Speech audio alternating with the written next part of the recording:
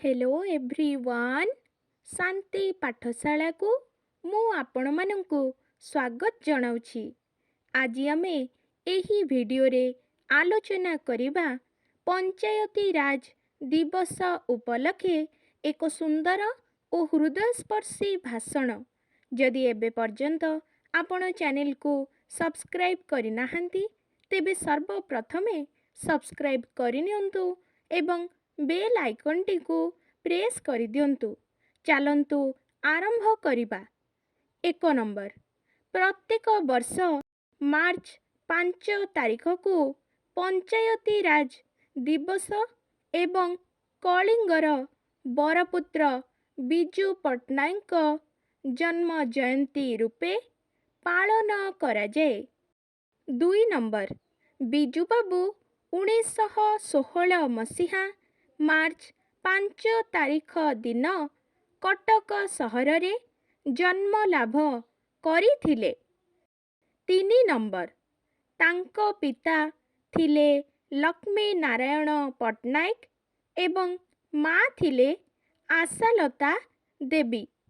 4 number 1934 मसीहा रे से पायलट ट्रेनिंग आरंभ करी 1936 मसीहा रे इंडियन नेशनल एयरलाइंस रे पायलट रूपे जोग देइथिले। 5 नंबर इंडोनेशिया डच अधीन रे थिबा बेले बिजू बाबू निजर डाकोटा विमान नेई राष्ट्रपति सुकर्णो उपराष्ट्रपति मोहम्मद हट्टा और प्रधानमंत्री हरिहरन को दिल्ली नेई आसीथिले। 6 नंबर ओडियांक सर्वांगीन विकास तथा ओडिशावासींक उन्नति दिगरे से नुआ नुआ स्वप्न देखुथिले।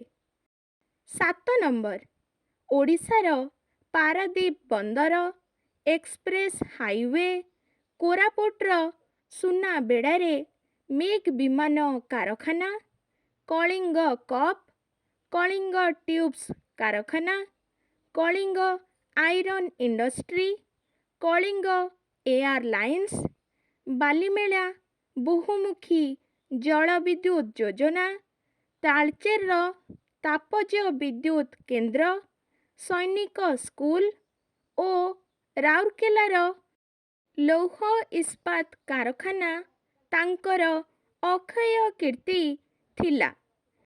8 नंबर ओडिशार मुख्यमंत्री भावे 1961 मसीहा और 1990 मसीहा रे से 2 थर पद ग्रहण करिथिले।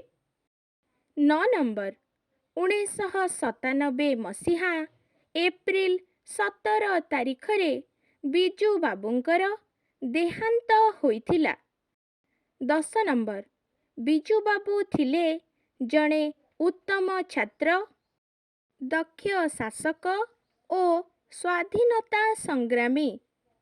आजिकार भिडियोटी आपणଙ୍କୁ किपरि लागिछि कमेंट माध्यम रे निश्चय जणाइबे एवं लाइक शेयर सब्सक्राइब करने को जमारू भूलिबेनी।